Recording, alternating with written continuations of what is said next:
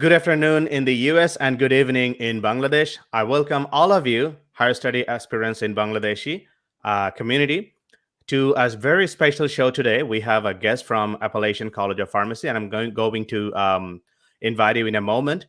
And this session is going to be entirely in English.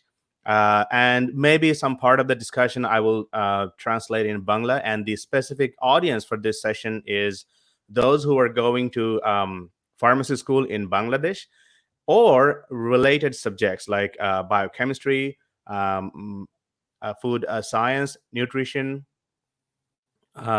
zoology, maybe medical science, and willing to become a pharmacist in the US. So we'll talk about different things, the entire process.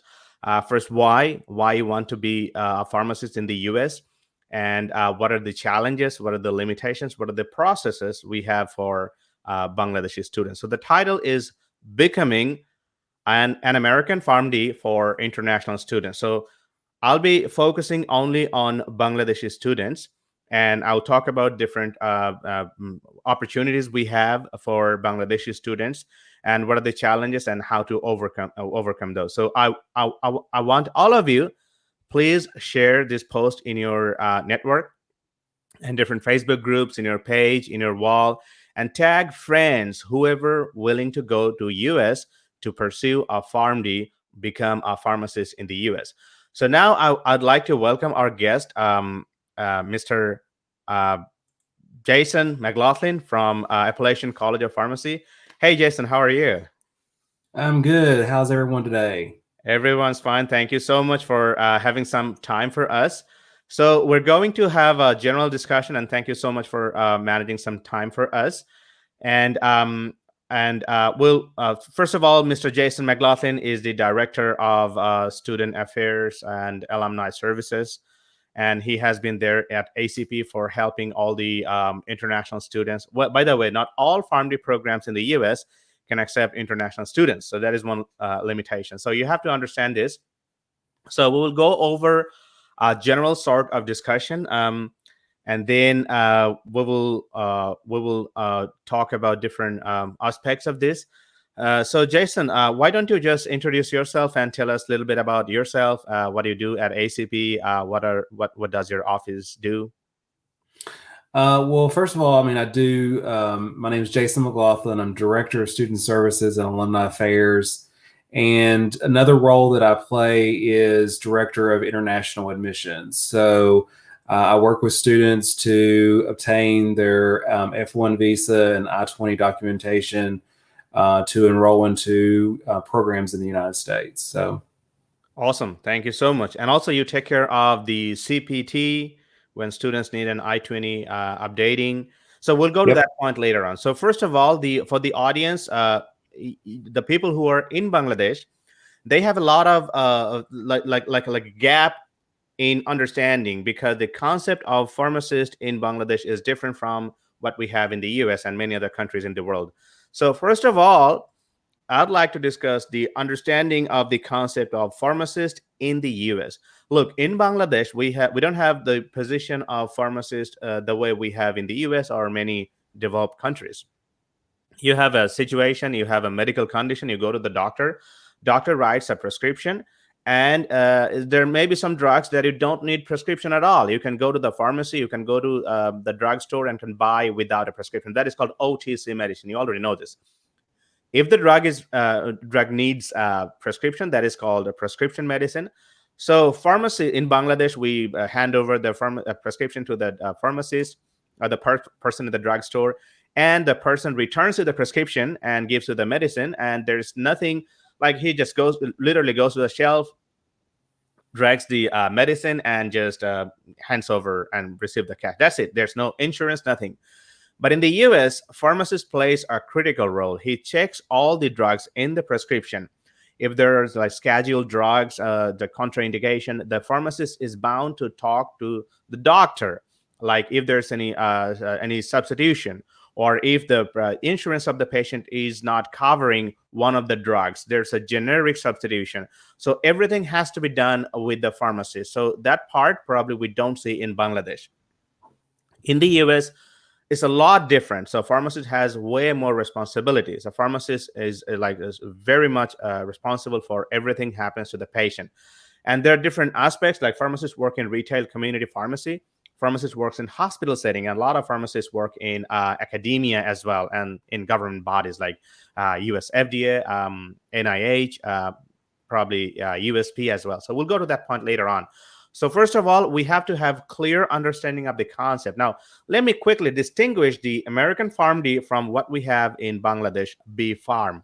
So the degree, the curriculum of any country is designed based on the necessity of the people. So in Bangladesh, and the entire healthcare system is governed by doctor, nurse, and pharmaceutical companies. Pharmaceutical companies, we call them drug manufacturers. They play a critical role, but we don't see the responsibilities of pharmacists in the pharmacies, where they actually handle the consumer, handle the patient, do the counseling.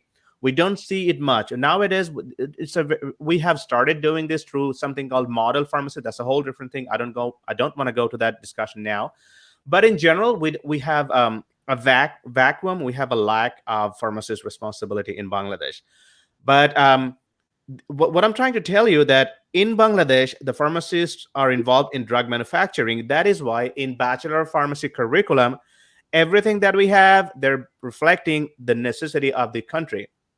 Means you go to drug manufacturing facility, you learn how to make tablets, capsules, or how the pharmaceutical engineering, a lot of things. That is why in fourth year we have a lot of pharmaceutical engineering discussion, pharmaceutics discussion, but we have relatively less quantity of clinical pharmacy, toxicology, therapeutics discussion. So that is where PharmD, American PharmD, and Bangladeshi B Pharm, these two curricula are distinguishing. They're different. Now, we have something in the US called APPE. So I'm going to that point now. APPE is what you do after you do your theoretical classroom-based learning. So this is much like in medical school, somebody has to go to go for internship. So like do work in a hospital and give service to the real patient. That same thing, pharmacy graduates, not real graduates, pharmacy final year students have to do. That is called APPE, Advanced Pharmacy Practice Experience. So pharmacy professional practical experience. Anyway, so APPE is 1 whole year, and it has to be done in different settings, different rotation sites. We commonly call these rotations. Now, that is what we lack in Bangladesh. So in the US, we send students to their rotation sites in their final year. If it is a 4-year program, they do it in a 4th year. If it is a 3-year program, they do in the 3rd year. So we're going to that point in a moment. But what I intend to tell you, that there is a way of becoming pharmacist in the US without directly going to a pharmacy school. That is, you have your 5-year bachelor program in Bangladesh.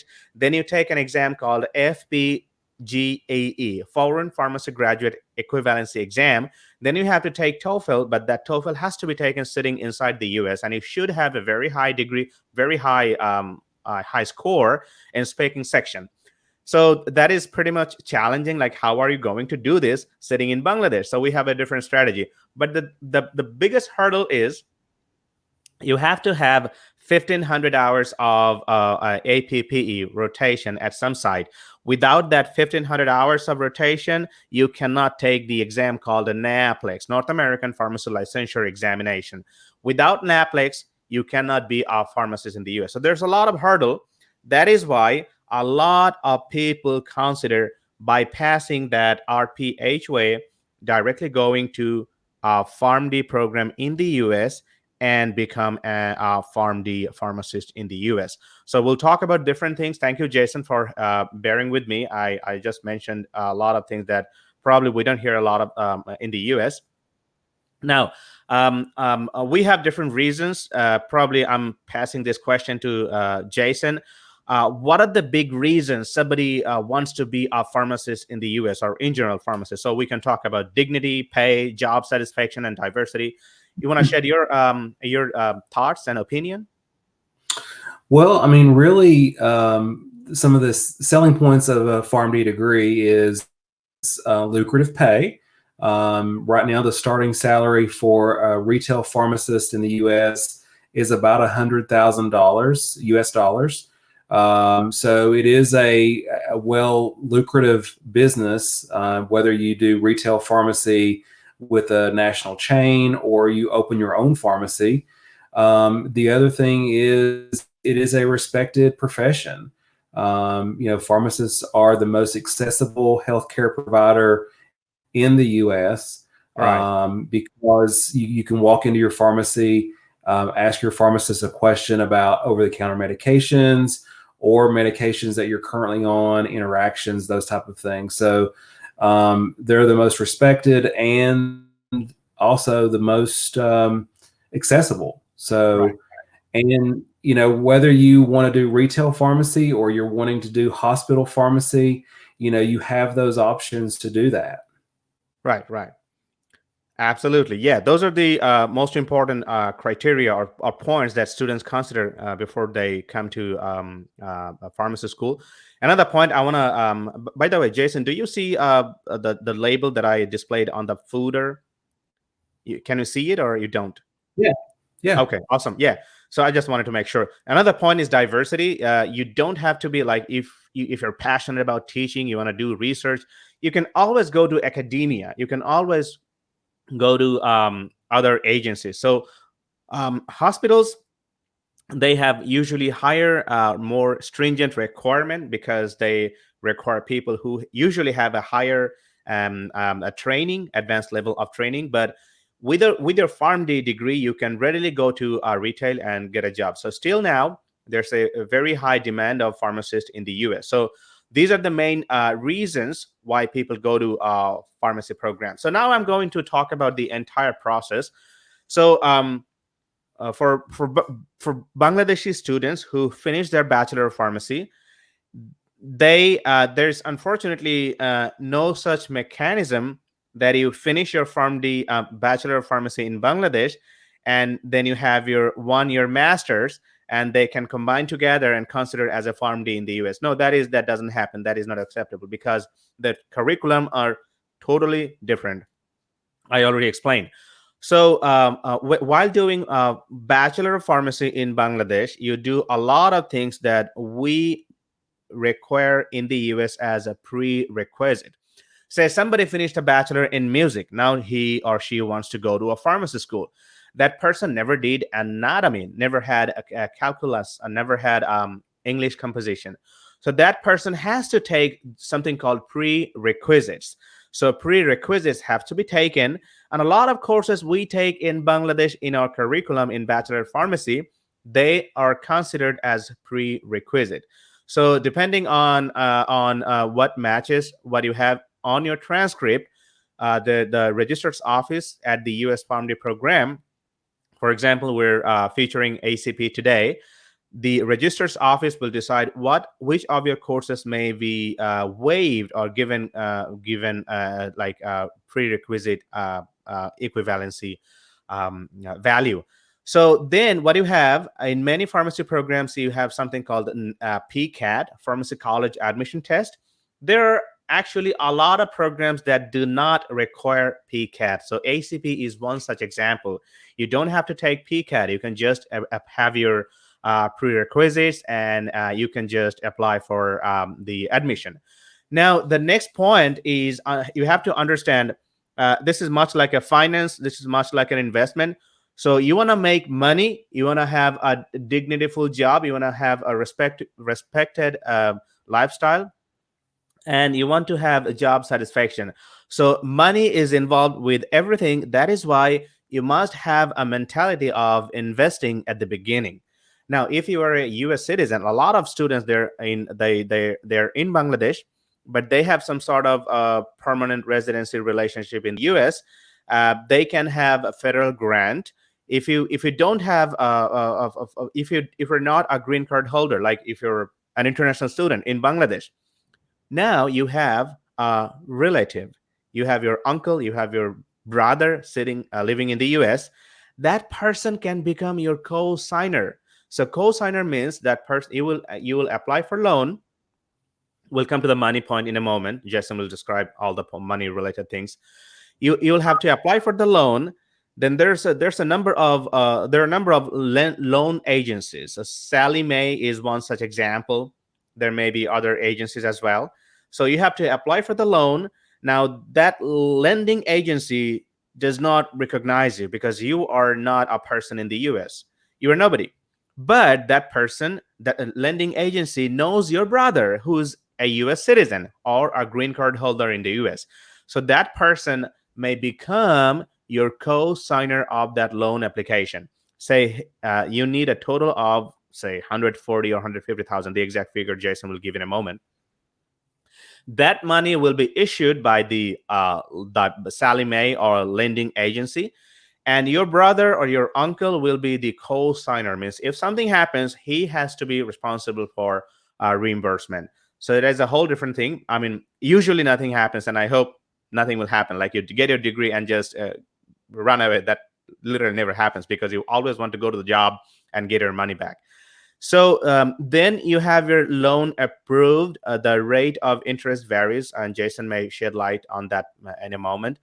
And then you go to the pharmacy school. So so now we have to choose a Pharm.D program in the US. Now you are spending money, investing your time so that you get a good return on investment. So you have to choose a program that gives you best return of invested time. So why 4-year or why 3-year? So between 3-year and 4-year, the things that people usually consider. Jason, I would like you to shed some light on this. So the biggest difference in a 3-year versus 4-year program is basically time and money. You're saving 1 year of tuition, so you're saving, upwards of, $40,000 to $50,000 depending on living expenses. Right. In the 4th year, but you're also saving 1 year of time. So you're actually getting into the workforce 1 year sooner than a traditional 4-year program. Right. Yeah. Thank you. And another thing that a lot of people don't mention, but I really want to emphasize is it's called accelerated program, 3-year program. So in summer, we don't send you get a summer break, go and work in McDonald's or somewhere you on your choice, and you stay away from studying. So your brain start forgetting. When you return in the fall, there's a lag. In 3-year program, you don't get that break. Take it a positive way. Your brain is always sharp. So your brain is always sharp and you have everything loaded in your brain. So you're always in a learning mode. So that is one of the good things that you should consider.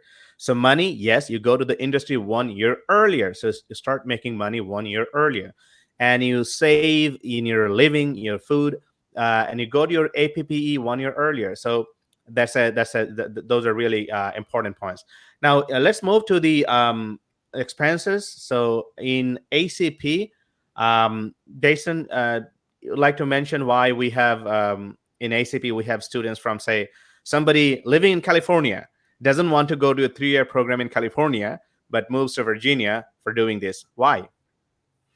The cost of living. We're in the mountains of Southwest Virginia, so the cost of living is very reasonable. Apartments. Just day-to-day life is a lot simpler, and you're there to focus on your studies. So it's a lot cheaper and saving you money. Absolutely. Yeah. This is so important. And you can save a lot of money. And also you graduate 1 year earlier. Now, the other topic is what are the different areas where ACP graduates go? Like they go to retail, they go to hospital, they go to residency. So you want to talk about that as well? Yeah, so at ACP, the number one choice for most students is, community pharmacy or retail pharmacy, both in the independent sector and the public sector. So working for a big box store like Walmart or CVS, or opening their own pharmacy or a small chain of pharmacies as an independent. So that's where the majority of students go. The next majority is in hospital pharmacy. So they've specialized in some form of residency and specialized in neonatal care or geriatrics, or specialized in nutrition, something like that. They've done a specialty and they're working in a hospital. And then some will go into academics. They want to, teach and give back. So that's another option as well. So basically the opportunities are limitless. Right. Yeah, that's true. That's so true. So we have different comments from different people. And these are just simple greetings. Like we have Dr. Shitesh Bachar. Dr. Bachar is my direct teacher in University of Dhaka, where I went about I think 15 or 17 years ago. So Dr. Bachar, I hope he will share this session with his students and let people know about this. So anyone willing to go to US for your higher study and for becoming a pharmacist, please feel free to reach Mr. Jason McGlothlin, or you can just shoot me an email. And now let's talk about the feature of application process of international candidates, because they're slightly different. So if somebody who is not a US citizen, then that person needs something called Form I-20. So Jason, you want to talk about like what is I-20 and how is this filled up and how is this shipped to the student? Say somebody is not in the US, somebody is in Bangladesh, but has to receive the I-20 to obtain the sticker, the visa sticker from embassy. So to get the process started on my end, applicants just need to submit documentation of their passport, and then also just general information to issue the I-20, and then also documentation showing proof of income for the year.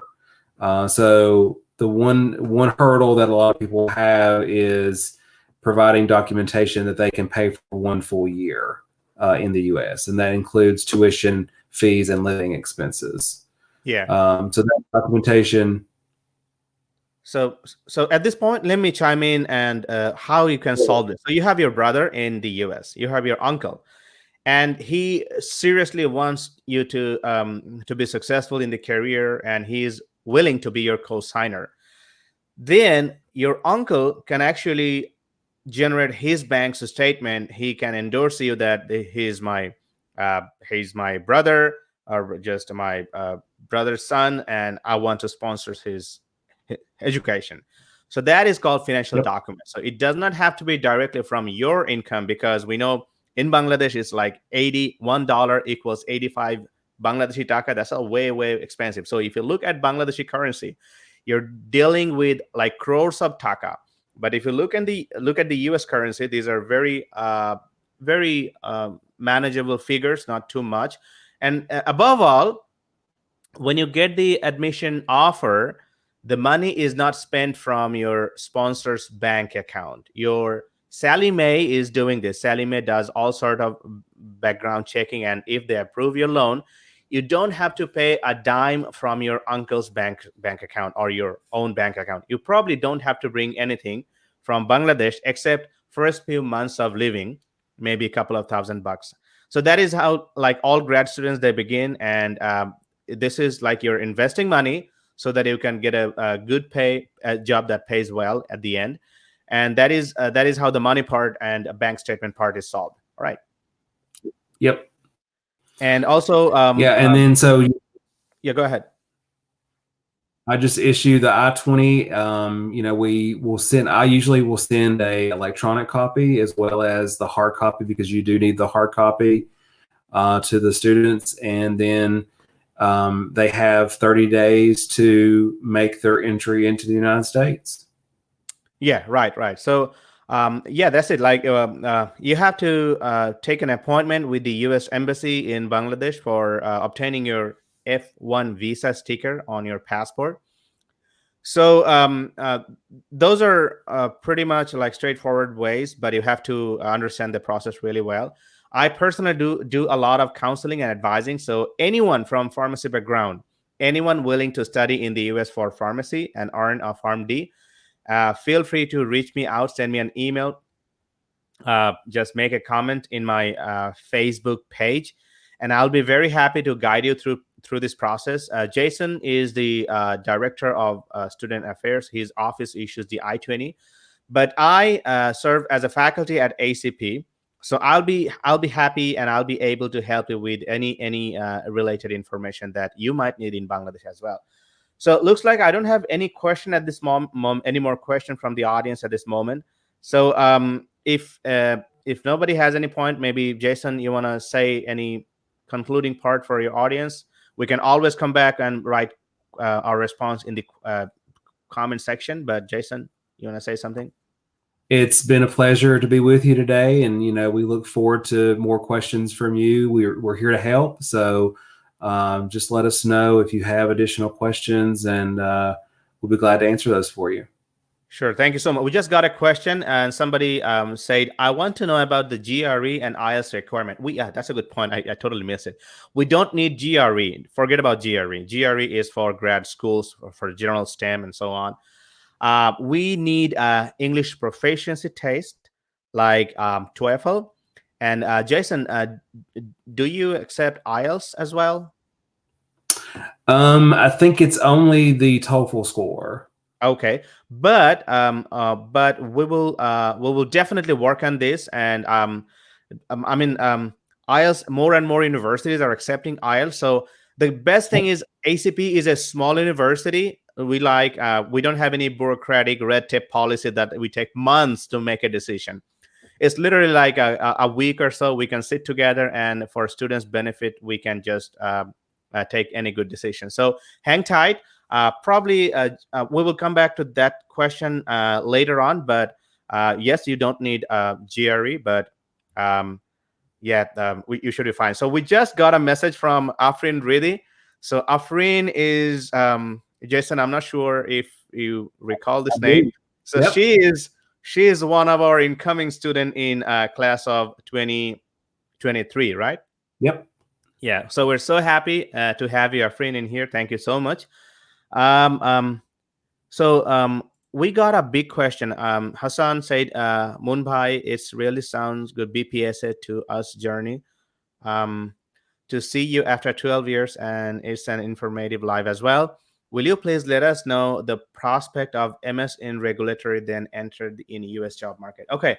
So Hassan, thank you so much. So what I'm going to do, I'm going to have another session on Friday on everything apart from PharmD. So this session is dedicated for being a PharmD in the US.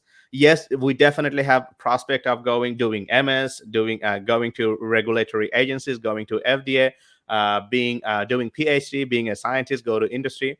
But we're focused in this session. We're focused on being a PharmD, so that you can serve in community pharmacy, in hospital setting, in regulatory bodies, in university as well.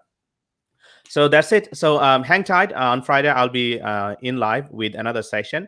And Jason, once again, thank you so much for being our guest. And I look forward to getting people's response, and I will get back to you. Thank you. Awesome. Sounds great. Thanks so much. Bye-bye.